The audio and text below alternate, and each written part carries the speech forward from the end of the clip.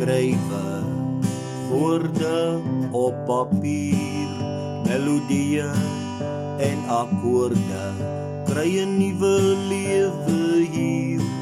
Sy stem en gitaar daarby, wie kan dan nog stry?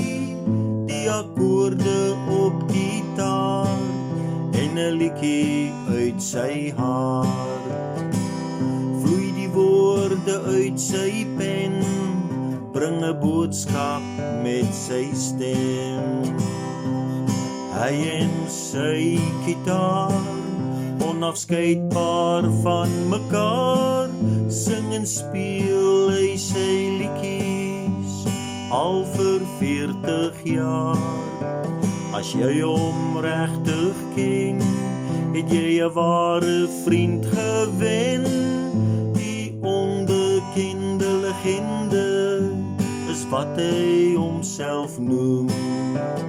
Met sy stem en sy gitaar is hoe hy dit doen. Met net sy stem en sy gitaar vir nog so 40 jaar. Die onbekende legende, 'n rare troubadour. Hy sang van die liefde, hartsnare kan hy roer. Hy glo ook in die Vader en in sy woord. Gaan luister maar sy liedjies, die boodskap sal jy hoor.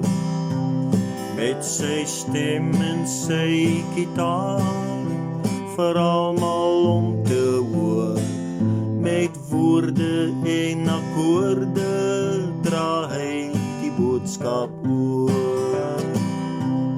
Altyd aan die skrywe, woorde op papier, melodieë en akkoorde, kry 'n nuwe lewe hier. Sy stem en gitaar daarby, wie kan dan nog stry?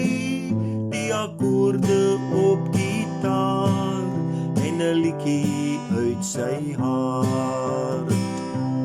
Vloei die woorde uit sy pen, bring 'n boodskap met sy stem. Vloei die woorde uit sy pen, bring 'n boodskap met sy stem.